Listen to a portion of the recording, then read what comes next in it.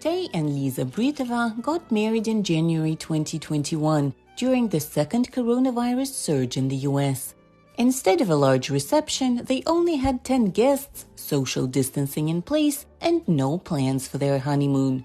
They had dreamed of going to Europe or Latin America, but decided to wait because of the pandemic.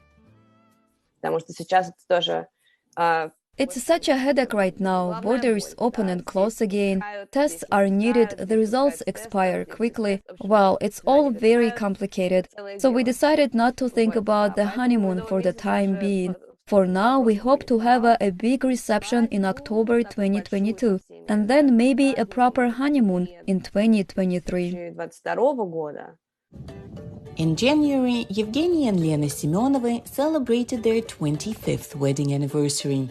They had planned to celebrate at a Maryland restaurant with family and friends, but large gatherings were prohibited because of the pandemic.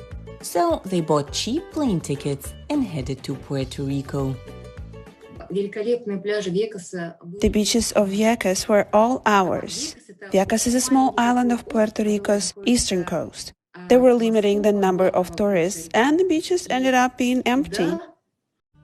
Travel agents say many are still willing to travel, but are concerned about the rising costs as restrictions are being lifted and the tourism industry tries to recover profits lost during the pandemic. Agents say many are opting to stay closer to home. Before, popular honeymoon destinations included the Maldives, Europe, and Southeast Asia. Now, many Americans are heading to Mexico, Hawaii, Costa Rica, and other Caribbean destinations.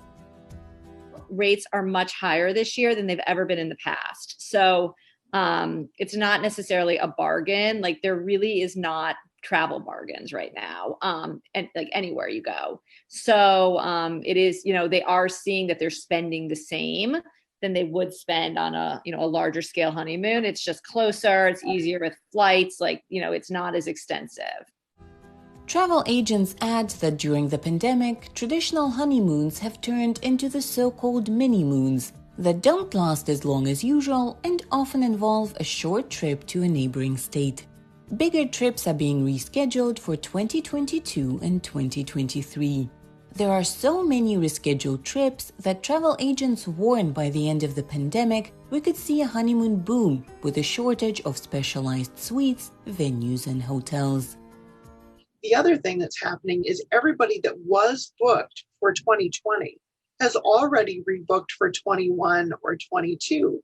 That means that there's years of buildup of people who have already arranged a trip and are now pushing it to the next year or the following year. However, the pandemic brought some good news to the marriage industry. Since reception parties were much smaller, couples spent a lot less on their big day. Travel agents say they're spending those savings on their honeymoons and celebrating in style. For Valentina Vasileva in Washington, Anna Rice-VOA News.